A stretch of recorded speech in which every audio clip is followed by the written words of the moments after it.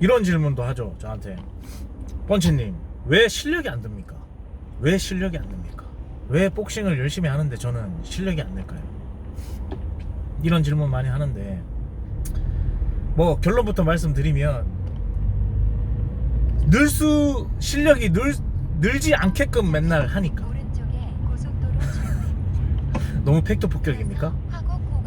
네, 이거는 저도 오랫동안 수련을 했는데 실력이 안 느는 구간이 있는, 그러니까 기본적으로 복싱이 실력이 이렇게 늘지가 않아요.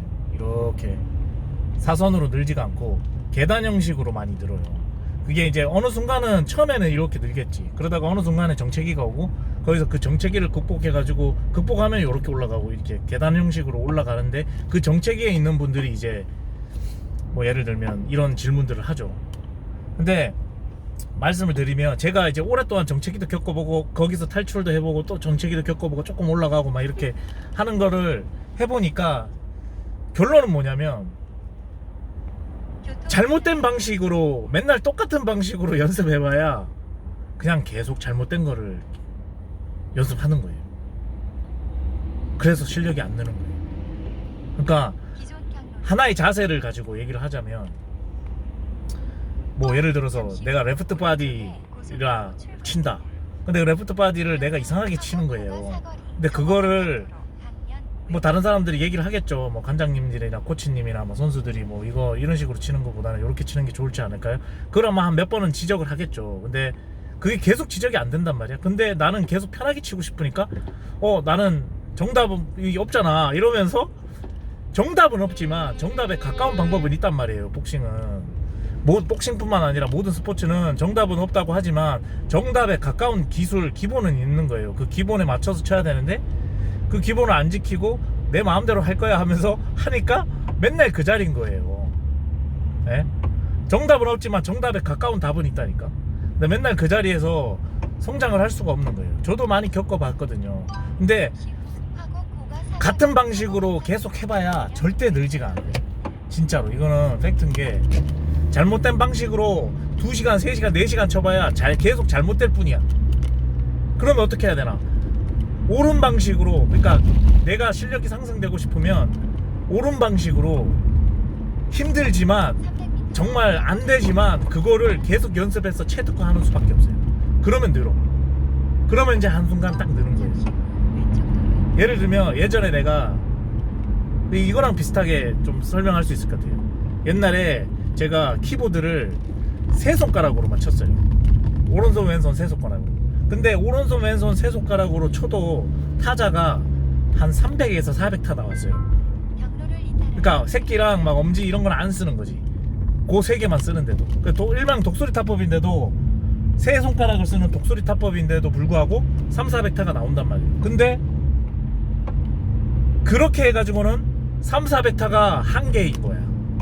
근데 이제 더 빨리 치고 싶으면 5손가락을 다 써야 되는 거죠. 근데 5손가락을 다 써서 처음부터 다시 하려니까 100타밖에 안 나와. 100타밖에 안 나와. 근데 사람이 그걸 견딜 수가 없어요. 원래 내 실력이 3, 400타인데 다른 방식으로 기본부터 해가지고 100타, 150타 나오는 거를 견딜 수가 없는 거야. 그러면 거기서 포기를 하고 다시 그냥 300타 치는 독수리 타법을 쓴단 말이에요. 근데 복싱도 마찬가지야. 잘못된 방식으로 내가 이 사람하고 이 사람한테 이길 수 있는데, 스파링을 막 이길 수 있는데 딱 거기야. 내가 이길 수 없는 사람은 절대 못 이겨. 근데 세 손가락 쓰다가 5손가락 다 쓰는데 100타, 그거를 꾸준히 연습하다 보면 나중에는 300타, 400타가 아니라 500타까지 칠 수 있는 거예요. 진짜야. 이거 제가 그랬거든요. 지금 제가 한 4, 500타 치거든요, 만약에 키보드로 치면. 근데 그거 바꾸는데 진짜 오래 걸려. 왜냐면 세 손가락으로 쓰던 버릇이 있어가지고 하나하나 처음부터 연습해야 된단 말이에요. 그거랑 마찬가지로 복싱도 그렇더라고. 내가 잘못된 기술과 폼과 자세가 있으면 그거를 고치고, 그리고 내가 못하는 게 있어요. 예를 들면 내가 만약에 쓱박을 못해. 근데 쓱박이라는 게 상대방 주먹에 반응해가지고 빠른 타이밍에 반응해가지고 받아쳐야 되는데, 그거를 계속 하려고 노력 안 하면 절대 나는 그거를 체득화할 수가 없는 거예요. 복싱이 그런 거야. 복싱만 그런 게 아니지 뭐. 다 스포츠가 그런 거지. 그러니까 여러분들이 실력이 늘지 않는 거는 딱 실력이 늘지 않게 훈련을 하는 거예요. 근데 이게 말이 쉽지 막상 하라면 되게 어렵죠. 근데 그 어려우니까 실력이 늘 수 있는 거예요. 지금 하는 방식에서, 그래서 여러분들한테 추천드리는 거는 지금 하는 방식에서 내 편한 대로 하지 마시고, 진짜 늘고 싶다, 뭐 즐길 거면 그냥 내 편한 대로 하고 하면 되지. 하지만 내가 욕심이 있고 진짜 늘고 싶다 그러면 내가 지금 잘못하고 있는 거를 정확하게 알고 그거를 극복하려고 해야 돼요. 극복하는데 되게 힘들어. 그러니까 내가 안 하려는 자세를 취하고 안 하려는 타격 폼으로 타격을 해야 되고 얼마나 어렵겠어요. 하지만 그렇게 해야지만 내가 한 계단을 올라갈 수 있다. 야구도 마찬가지예요. 야구 선수들 뭐하러 폼 고치려고 그렇게 노력하겠어요. 자기가 원하는 대로 치지 그냥. 근데 성적을, 더 좋은 성적을 내기 위해서는 그렇게 폼을 고칠 수밖에 없듯이 우리가 실력이 올라가려면 어느 순간에 어려운 걸 시도를 해야 돼요. 그 어려운 걸 시도를 해서 내 거를 만들었을 때 한 단계 올라가는 거예요. 그래서 실력이 안 느는 거예요. 오늘의 팩트: 안 늘게끔 훈련하니까 실력이 늘지 않는 거다.